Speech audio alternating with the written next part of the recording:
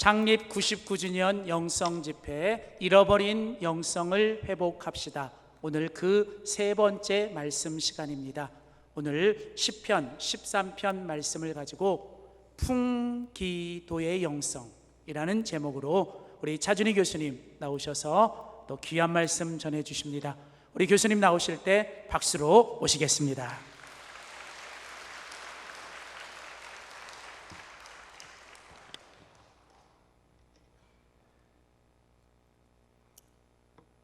이제 오후 한번 집회를 앞두고 있는데요.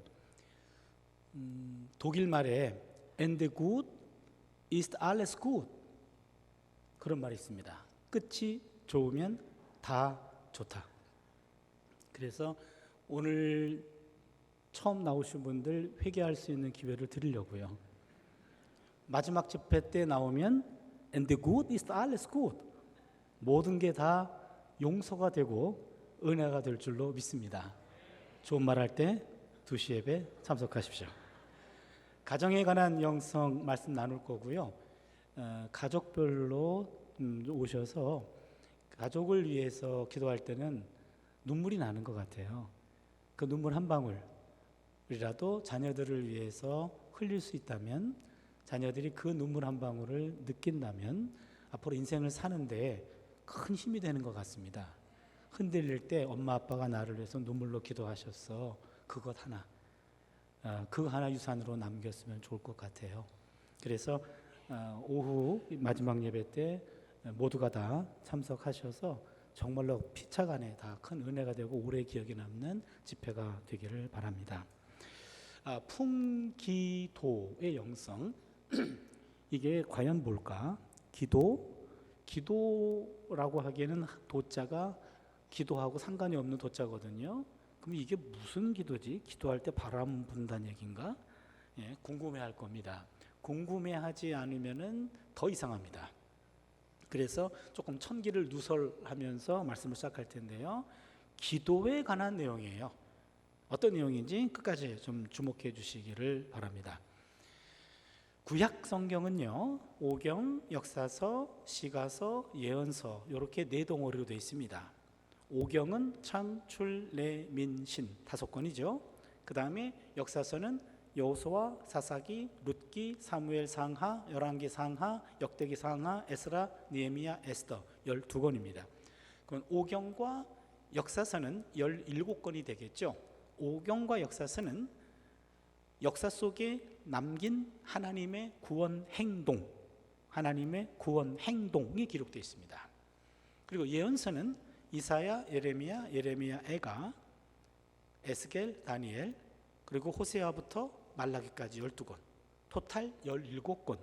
여기도 17권이네요. 예언서는 하나님의 예언자를 통해서 주신 말씀.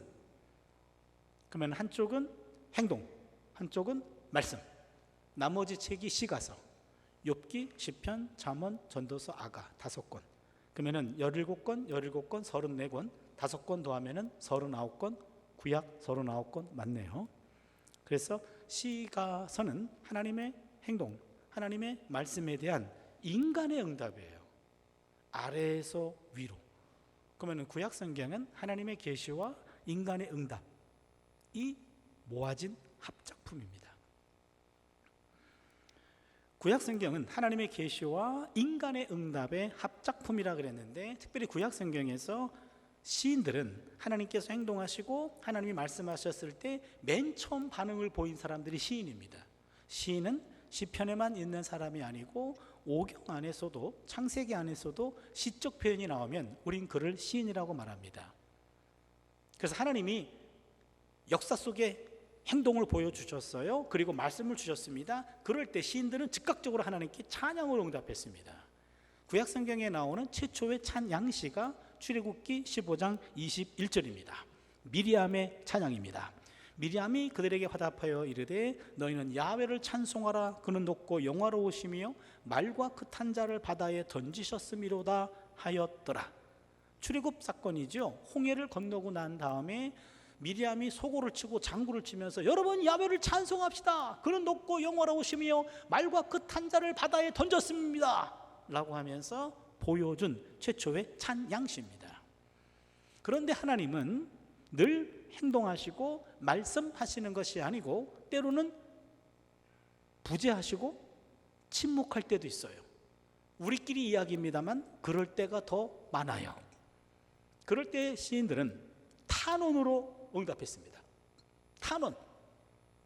어느 때까지입니까? 어느 때까지 그 얼굴을 내게 해서 가리우시겠습니까? 라고 하면서 하나님께 탄원의 기도를 드렸어요. 가장 유명한 탄원 기도가 시편 22편 1절에 나오는데요. 내 하나님이여 내 하나님이여 어찌 나를 버리셨나이까?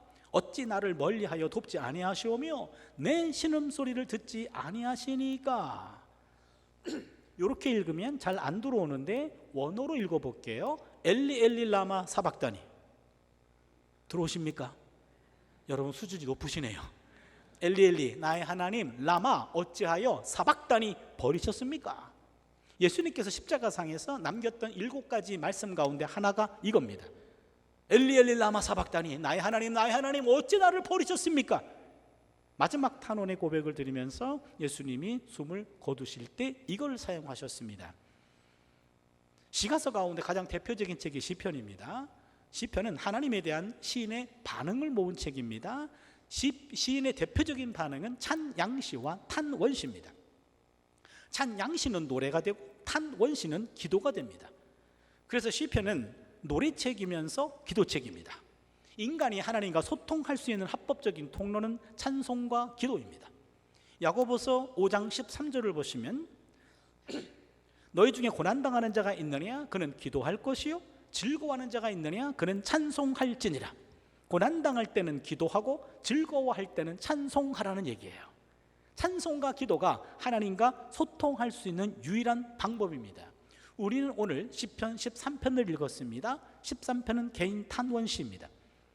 개인 탄원시라는 것은요, 고통 중에 있을 때 하나님이 보이지 않아요. 하나님의 음성이 들리지 않아요. 그런 상황에서 하나님 언제까지입니까? 언제까지 내가 이 상황을 버텨야 됩니까? 라고 하면서 하나님께 따지는 기도가 바로 탄원시입니다. 우리가 개인적으로 드리는 기도, 그게 탄원 기도예요. 여러분 탄원 기도인지도 모르고 지금까지 하셨는데, 탄원 기도는요 5가지 요소와 순서가 있습니다. 오늘 잘 오셨습니다. 잘 기억하셔야 됩니다. 첫 번째, 하나님을 부릅니다. 두 번째는 불평합니다. 세 번째는 간구합니다. 네 번째는 신뢰를 고백합니다. 다섯 번째는 찬양합니다. 더 쉽게 얘기해 보겠습니다. 하나님 불렀어요. 나 죽을 것 같아요. 불평합니다. 살려주세요. 간구합니다. 그리 하실 거죠? 신뢰를 고백합니다. 할렐루야. 찬양합니다. 요 5가지. 여러분들 가운데 나는 개인적으로 기도할 때 이런 순서로 기도하고 있네. 그분은 이미 기도의 고수입니다. 그런데 나는 이런 순서는 아니지만 나름 열심히 하고 있는데 그분도 고수로 인정하겠습니다. 그러나 그분은 막달라 기도의 고수입니다. 오늘 막달라 기도에서 다윗의 기도로 갈아타시기를 바랍니다. 순서는 하나님 부르고 불평하고 간구하고 신뢰를 고백하고 그리고 찬양으로 끝나는 겁니다. 13편 성경을 보고 한번 확인해 보겠습니다. 1절을 보시면 야훼여, 이게 1번입니다. 하나님을 불렀습니다. 1절과 2절입니다. 어느 때까지니까 나를 영원히 잊으시나이까? 주의 얼굴을 나에게서 어느 때까지 숨기시겠나이까? 나의 영혼이 번민하고 종일토록 마음에 근심하기를 어느 때까지 하오며 내 원수가 나를 치며 자랑하기를 어느 때까지 하리까? 뭐죠? 불평입니다. 불평. 3절 4절입니다. 야훼네 하나님이여 나를 생각하사 응답하시고 나의 눈을 밝히소서. 두렵건대 내가 사망의 잠을 잘까 하오며 두렵건대 나의 원수가 이르기를 내가 그를 이겼할까 하오며 내가 흔들릴 때 나의 대적들이 기뻐할까 하나이다. 뭐죠? 간구. 좋습니다. 5절입니다. 나는 오직 주의 사랑을 의지하여 싸우니 나의 마음은 주의 구원을 기뻐하리이다. 뭐죠? 신뢰. 6절입니다. 내가 야훼를 찬송하리니 이는 주께서 내게 은덕을 베푸심이로다. 뭐죠? 찬양이에요.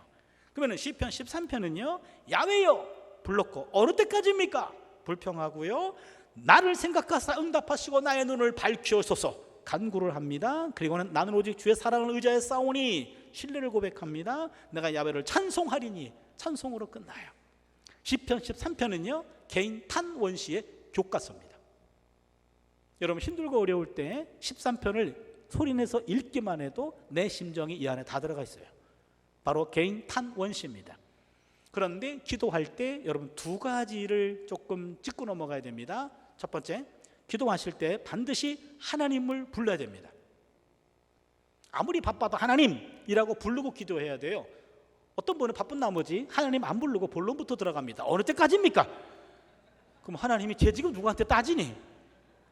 여러분, 그건 아무리 진지한 기도라도 아무도 들을 수가 없는 헛소리예요.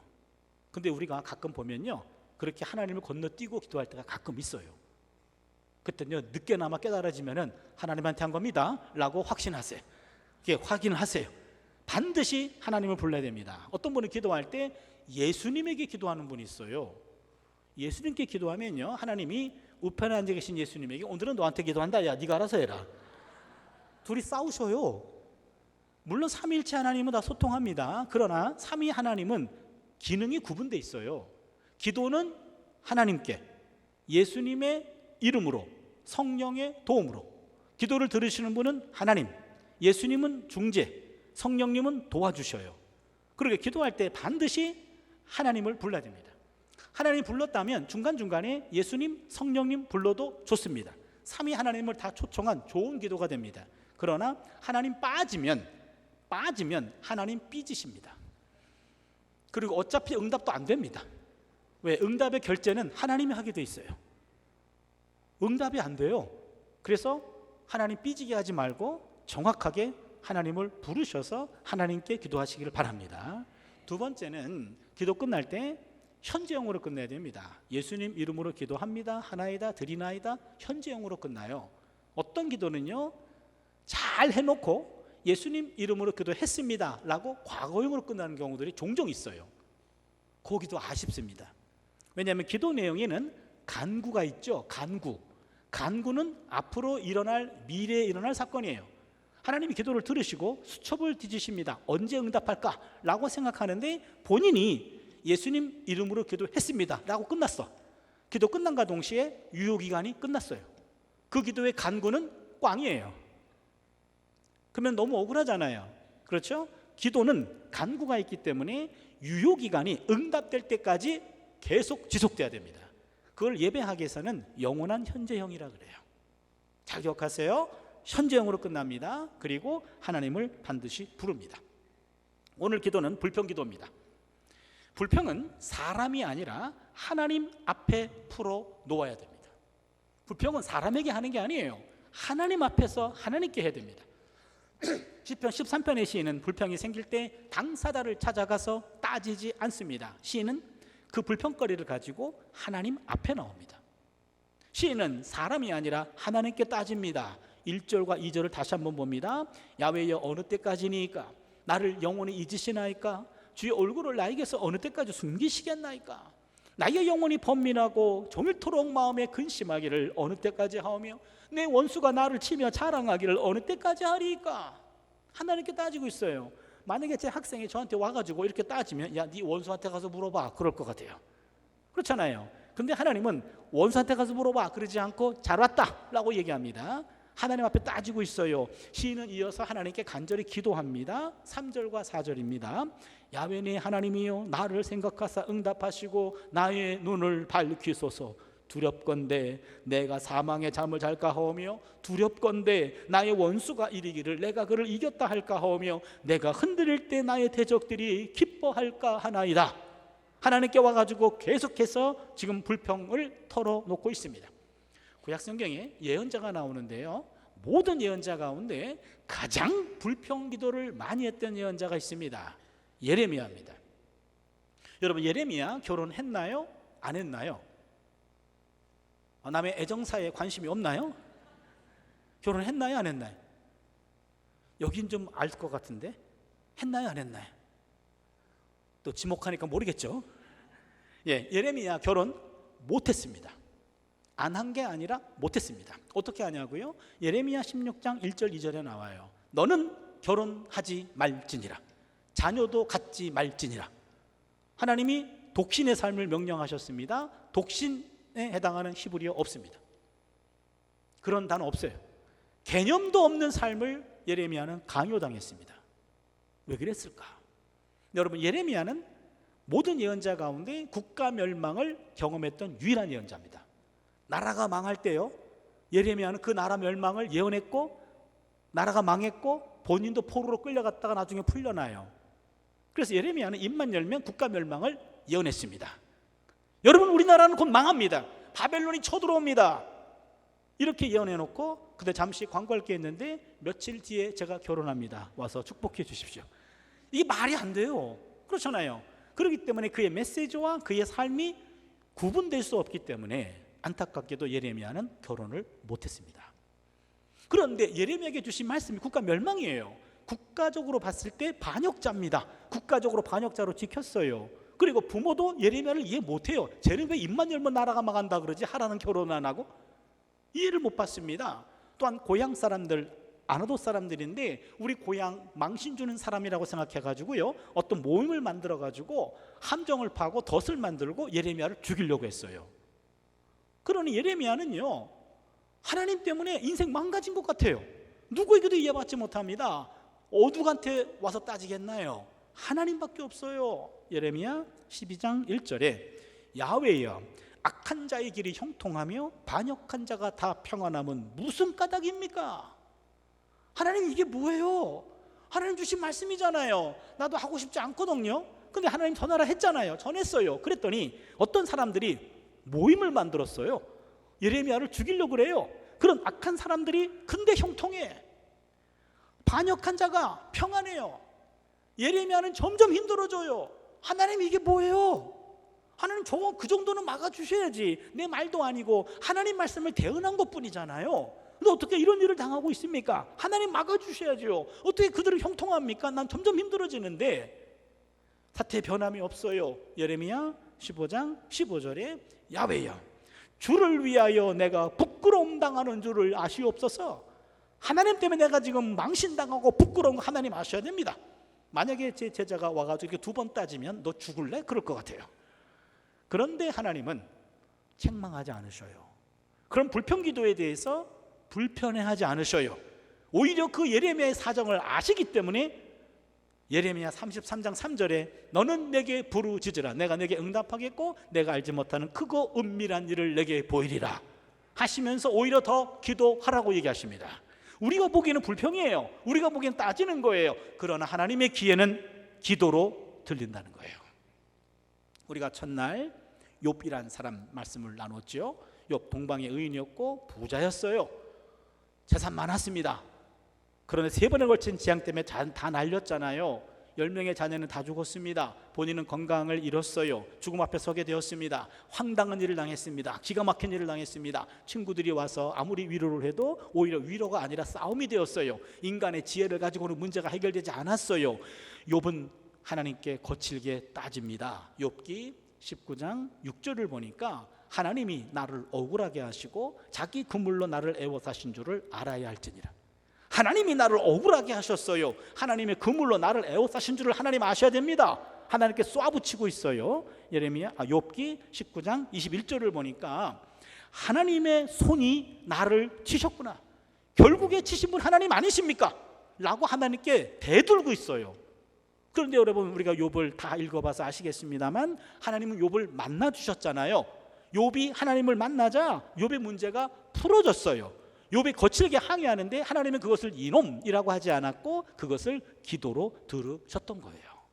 하박국 예언자도 마찬가지입니다. 하박국 1장 2절을 보시면 야훼여, 내가 부르짖어도 주께서 듣지 아니하시니 어느 때까지니까? 아니, 언제까지 내가 이런 일로 하나님께 부르짖어야 됩니까? 지금 뭐 하십니까? 라고 대뜸 따지고 들어가요. 하박국 1장 2절부터 따집니다. 그러고 보면 구약성경에 나오는 신앙의 거장들은 하나같이 불평을 사람에게 쏟아붓지 않았고 하나님께 토해냈습니다. 13편에 다윗도 그랬고 예레미야도 그랬고 욥도 그랬고 하박국도 그랬습니다. 불평은 사람에게 하는 것이 아닙니다. 불평은 하나님에게 하는 겁니다.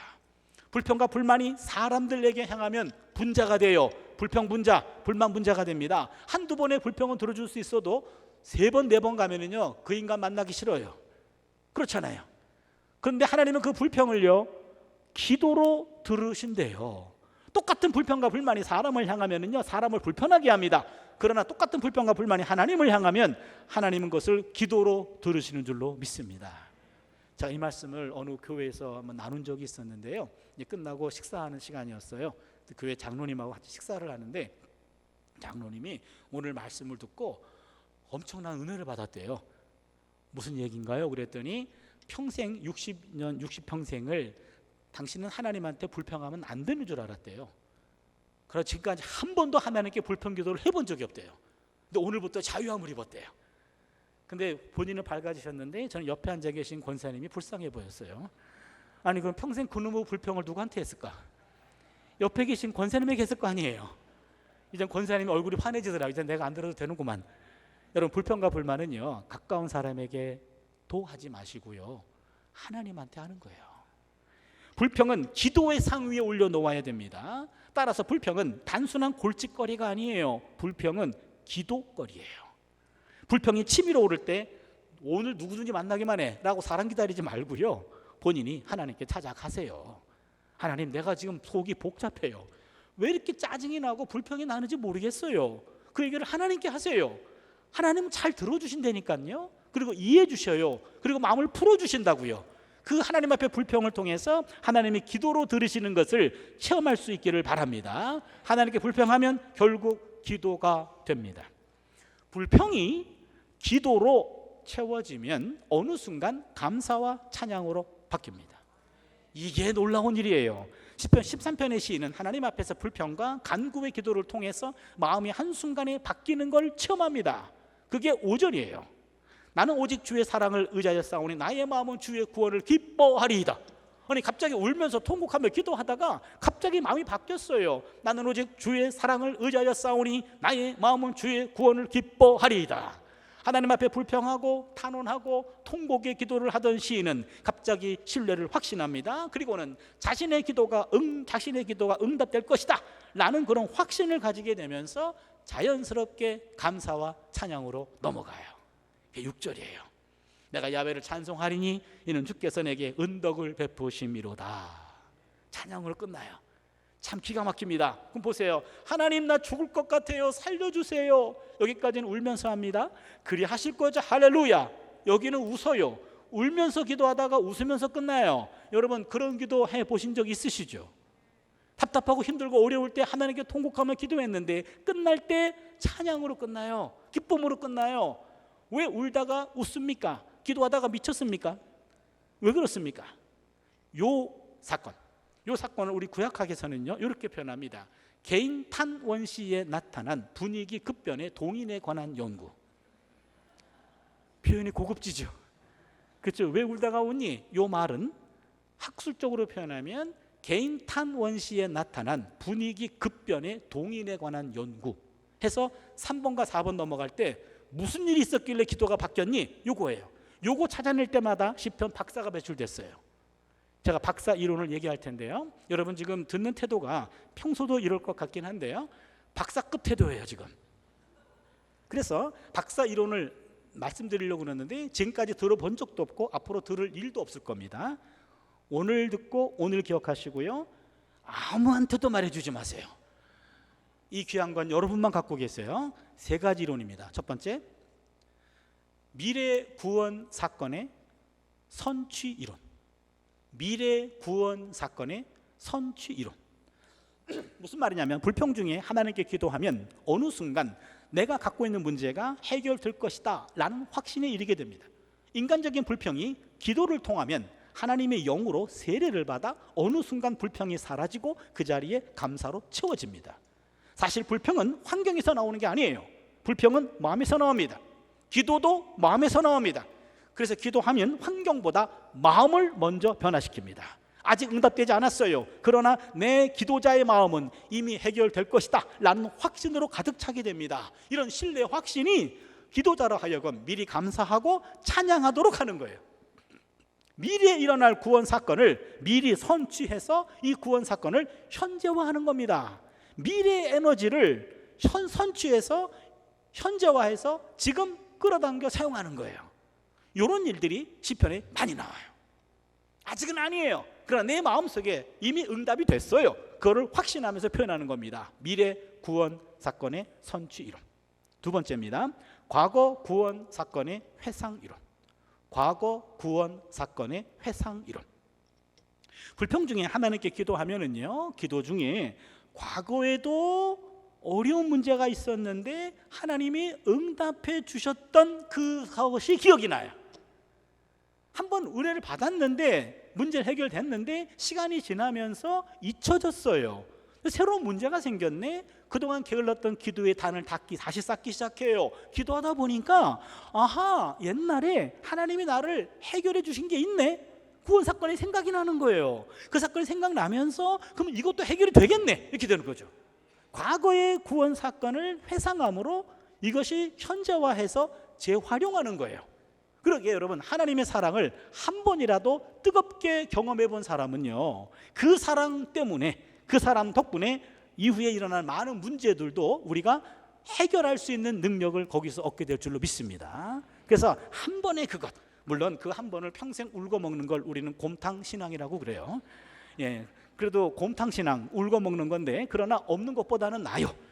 그래서 과거에 경험했던 구원 사건을 회상함으로 현재화해서 현재 재활용하는 겁니다. 그래서 기도가 바뀌어요.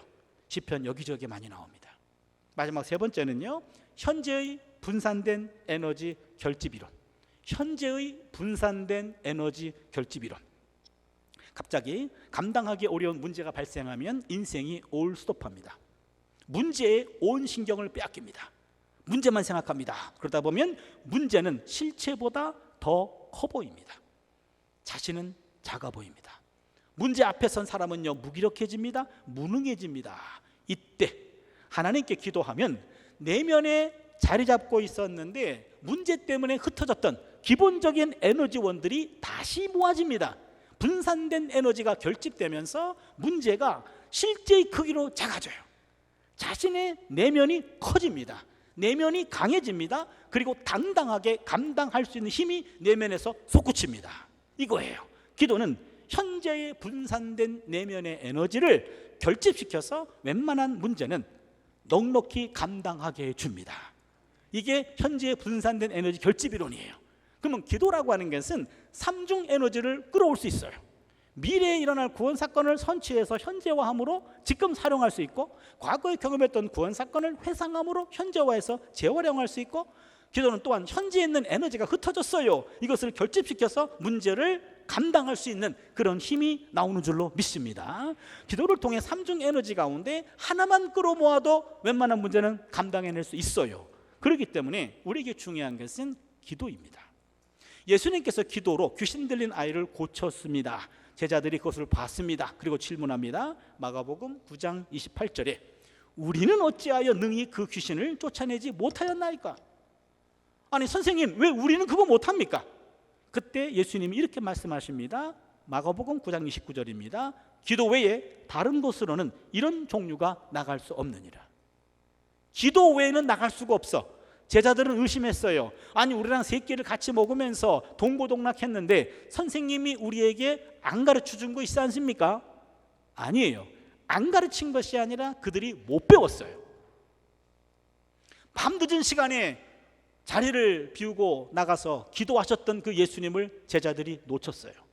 새벽 미명에 기도의 자리로 가서 기도하던 예수님을 놓쳤어요. 안 가르친 것이 아닙니다. 그들이 못 배웠어요. 마찬가지입니다.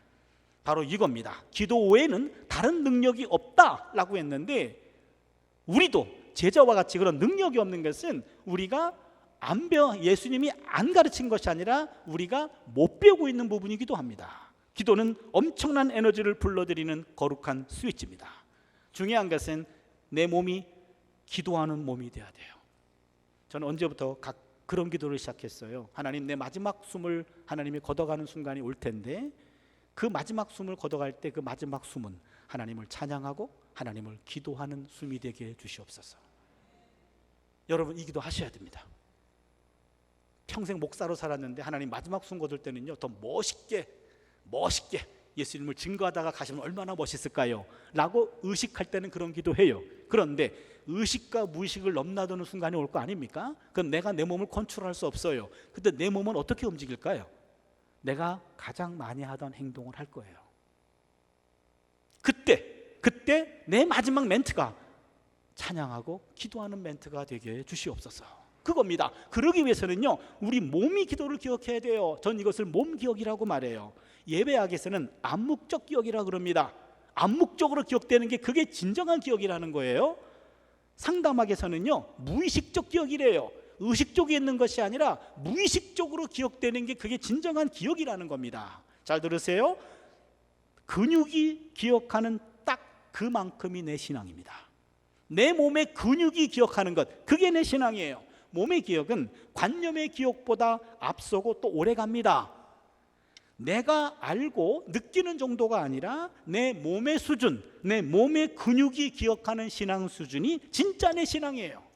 지식과 감정은 내 신앙이 아닙니다. 몸에 새겨진 것이 내 신앙이에요. 아, 내가 성경 다 알아요. 기도 다 알지요. 그 지식 내 신앙 아니에요. 내가 얼마나 가슴이 뜨거웠는데요. 그 감정 내 신앙 아니에요.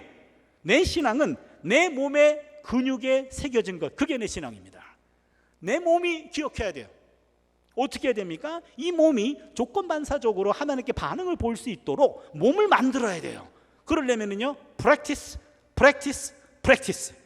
계속해서 기도를 반복함으로 말미암아 내 몸의 기도의 근육을 만들어야 됩니다. 그게 우리의 앞으로의 숙제예요. 저는 한평생 모태신앙인으로, 그리고 신앙인으로, 목사로 살아가고 있어요. 그리고 지금은 목사 후보생들을 가르치는 신학교 선생으로, 그리고 목회자들을 재교육하는 그런 일들을 많이 하고 있습니다. 근데 몇 년 전부터 제가 진지한 고민이 하나 생겼어요.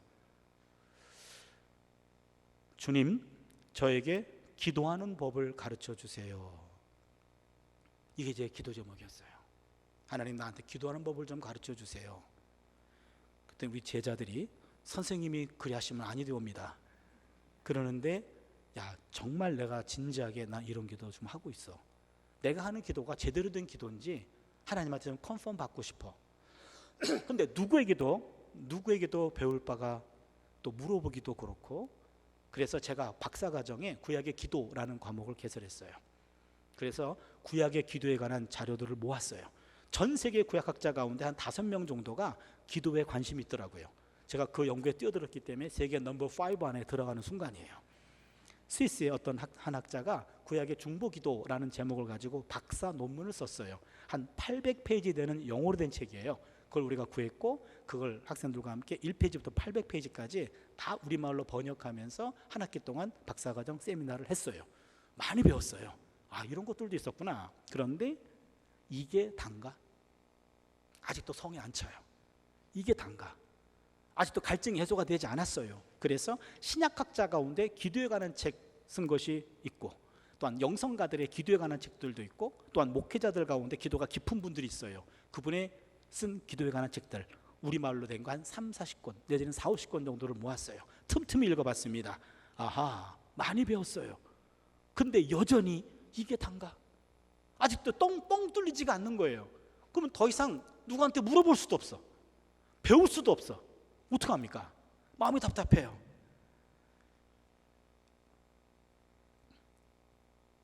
저는 새벽 1시, 2시까지 매일 성경을 연구하는 게 제 일상이에요. 꼭 새벽 1시나 2시 그때쯤에 성경이 풀려요. 낮에는 이게 안 풀리는데 꼭 그 시간에 계시가 임해요. 그러다 보니까 2시까지 성경을 연구하다 보니까 새벽에는 못 일어나요. 목사가 돼가지고 새벽기도 못하고 있다고 지금 자랑하고 있어요. 그래서 새벽에는요, 그냥 침대 속에서 입신하고 있어요. 그 바람에 새벽기도는 못하거든요. 그러니 우리 친구 목사들이, 야, 너는 목사가 돼가지고 새벽기도도 안 하고 그 시간에 뭐 하고 있냐? 너는 그 시간에 맨날 퍼질러 잠만 자냐? 그럼 제가 그러죠. 야, 기도는 영혼의 호흡이잖아. 넌 영혼의 호흡을 3시간 정해놓고 새벽에만 호흡하니? 일상이 우리 호흡이잖아. 그래서 나는 하루 종일 호흡하고 있고 하루 종일 기도한다고 해도 틀린 말은 아니지. 이렇게 말하는 사람 치고 기도하는 사람 못 봤어요. 제가 그랬거든요. 그래서 이걸 어떻게 해결할까? 그래서 고민하다가 기도는 기도로 배워야 되겠다 해서 교회 옆으로 이사를 갔어요. 2015년 3월 달에 교회 옆으로 이사를 갔어요. 그래서 학교 끝나면 일단 퇴근하고 교회로 출근, 그리고 교회에서 기도하고 집으로 퇴근, 요걸 지금 8년째 하고 있나요? 예. 그 우리 교회가 4줄 돼 있는데 요 두 번째 왼쪽에 두 번째 줄 이쪽 줄 이쪽 줄의 맨 뒷좌석은요 담임 목사님 사모님이 거기서 기도하시더라고요. 그래서 남의 나와바리는 침범하지 않기로 했어요. 그래서 그 앞자리를 찜했어요. 그 자리를 찜해놓고 거기에 가서 월요일부터 금요일까지 매일매일 가서 이제 기도하는 겁니다. 한 30분 정도 해요. 그냥 부끄럽지만 그냥 내 일상을 그냥 하나님께 조곤조곤 아뢰는 거예요. 오늘은 무슨 일이 있었고 어떤 일이 있었고 누굴 만났고 그래서 기분이 나빴고 기분이 좋았고 못된 사람 만났는데 그때 내가 왜 말을 그렇게 했는지 후회가 되고 좀 더 세게 얘기해가지고 눌러놨어야 했는데 못 눌러가지고 아쉽고 왜 끝나고 나서 그 말이 생각나지 뭐 이런 것들이요. 다 하나님은 다 조곤조곤 다 아래요.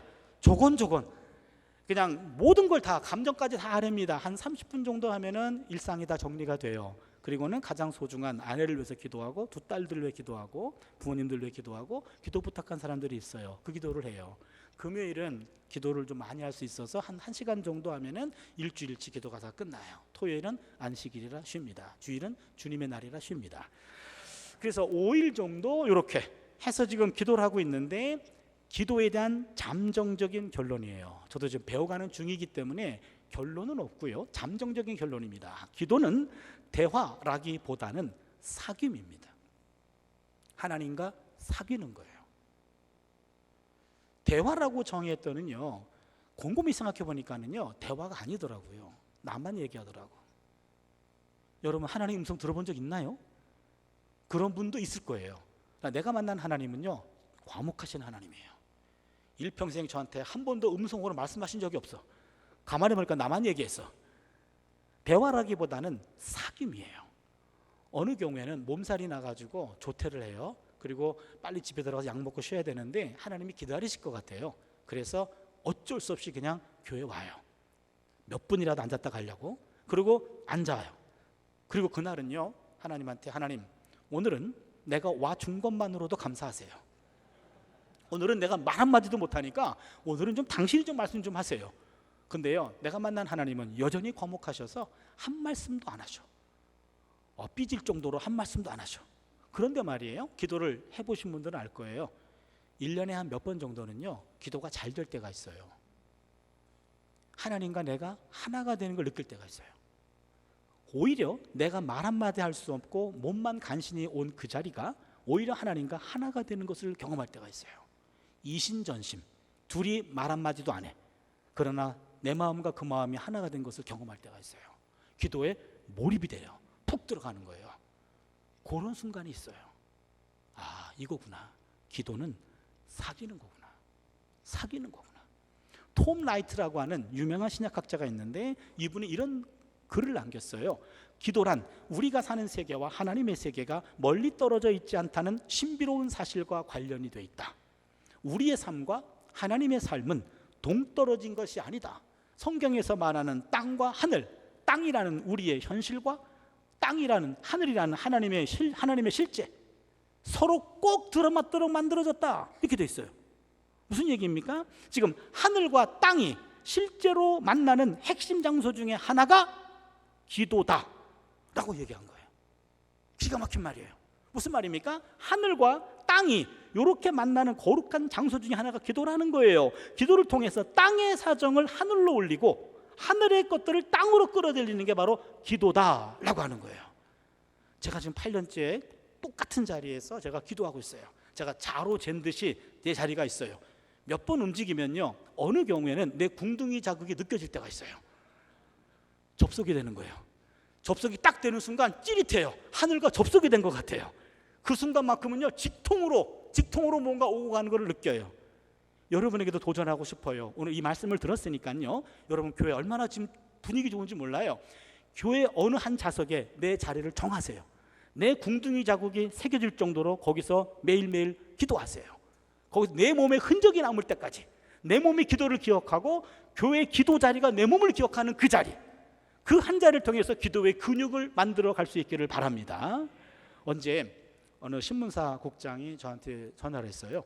아무개 교수님이시죠? 예, 맞습니다. 저는 아무개 신문 국장입니다. 아, 예, 그러십니까? 근데 어떻게 전화하셨습니까? 교수님, 어느 고등학교 나오셨죠? 예, 맞습니다. 저도 그 고등학교 나왔습니다. 아, 그러면은 동문이군요. 그랬더니 몇 년에 나오셨죠? 예. 저도 그 해에 나왔습니다. 아, 그럼 동기네요. 3학기 때 8반이었죠? 예, 맞아요. 8반이에요. 담임이 누구였죠? 맞아요. 담임이 누구였어요? 그럼 우리 친구네요.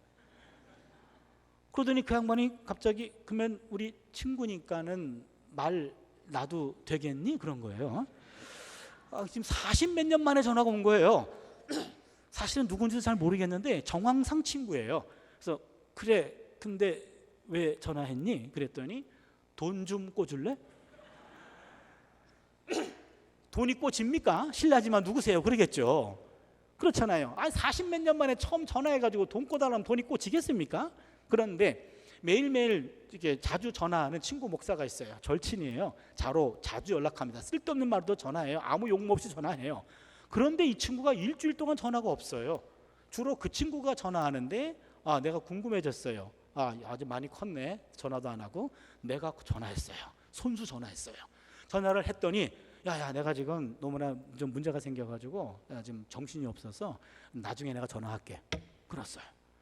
내가 지금 전화한 것도 기분 나빠 죽겠는데 내 전화를 끊었어. 다시 전화 걸죠. 야, 너 무슨 일인데? 그랬더니 야, 내가 지금 너무나 급해가지고 날 그냥 가만두는 게 날 도와주는 거야. 또 끊었어. 그럼 제가 가만히 있습니까? 다시 걸죠. 다시 걸어가지고 야, 이 XX, 이제는 XX는 인마입니다. 야, 전화해가지고 야, 너 도대체 난 너한테 정말 내가 실망했다. 네가 만약에 문제가 있으면은 누구보다도 나한테 말해야 되는 거 아니야?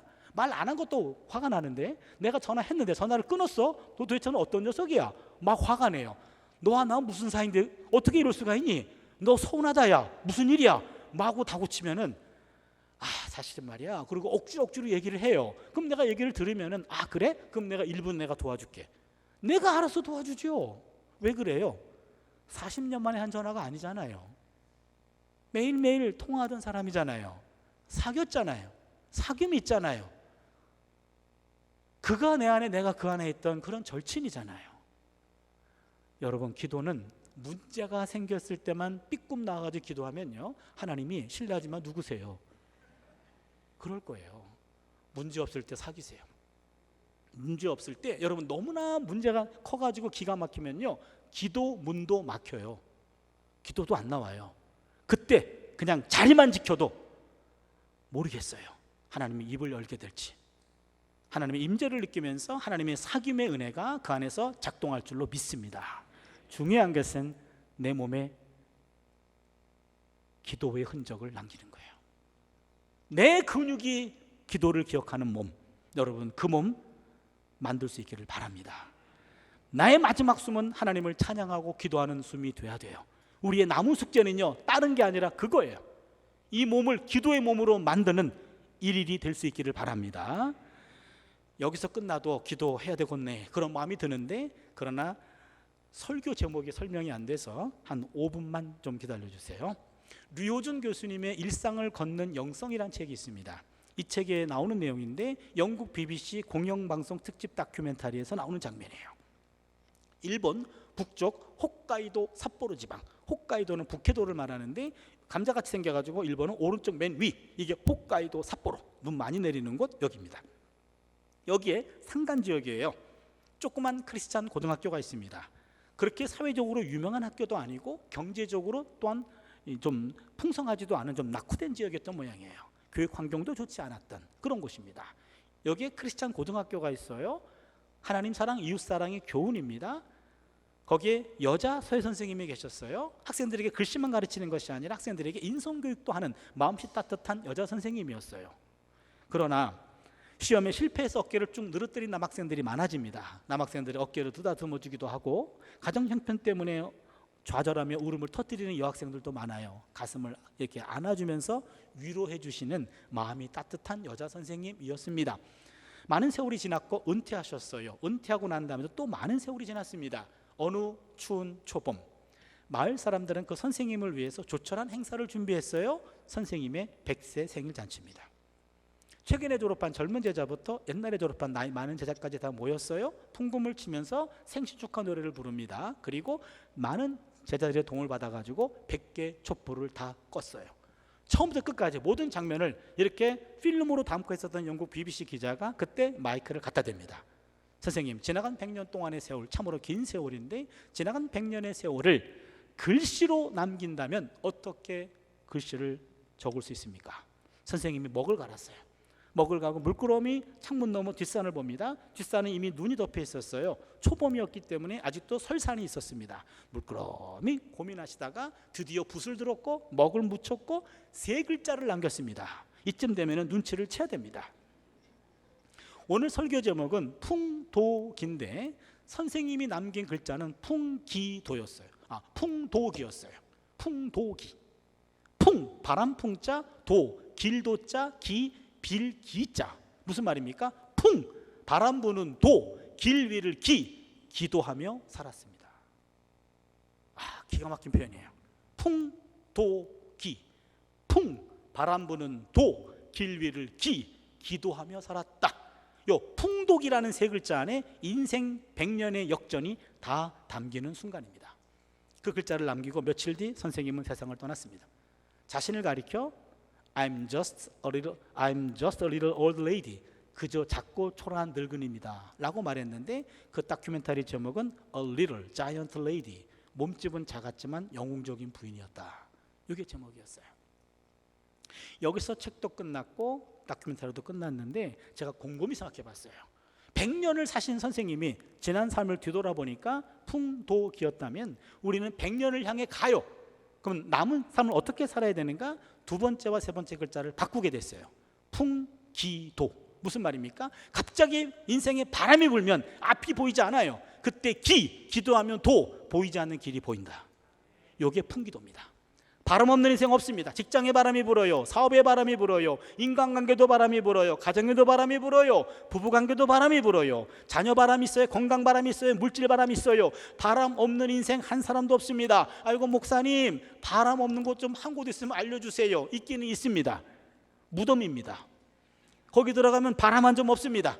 우리가 살아있기 때문에 바람을 느끼는 거예요. 바람 없는 인생은 없어요. 근데 바람이 너무 거세지면 갑자기 앞이 보이지 않아요. 그때 기도하면 안 보이는 길도 보이게 될 줄로 믿습니다. 갑자기 바람이 불어 길이 막혀버려요. 그때 기도하시면 막힌 길도 뚫리게 될 줄로 믿습니다. 갑자기 바람이 불어 길이 없어져요. 그때도 기도하면 없던 길도 생기게 될 줄로 믿습니다.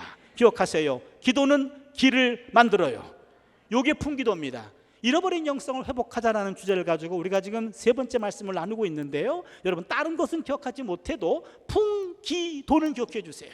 풍, 바람 불 때 기도하면 길이 생긴다더라. 중요한 것은 이 몸이 기도하는 몸이 돼야 된다더라. 기도의 근육을 만들어가는 우리의 남은 삶이 될 수 있기를 주님의 이름으로 축원합니다.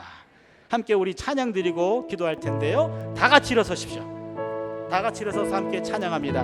하나님의 사랑을 사모하는 자, 하나님의 평안을 바라보는 자, 너희 모든 것 창조하신 우리 주님이 너를 얼마나 사랑하시는지, 하나님 사랑의 눈으로 너를 어느 때나 바라보시고 하나님 인자한 귀로서 언제나 너에게 기울이시니 어두움에 밝은 빛을 비춰주시고 너의 작은 신음에도 응답하시니 너는 어느 곳에 있든지 주를 향하고 주만 바라볼지라.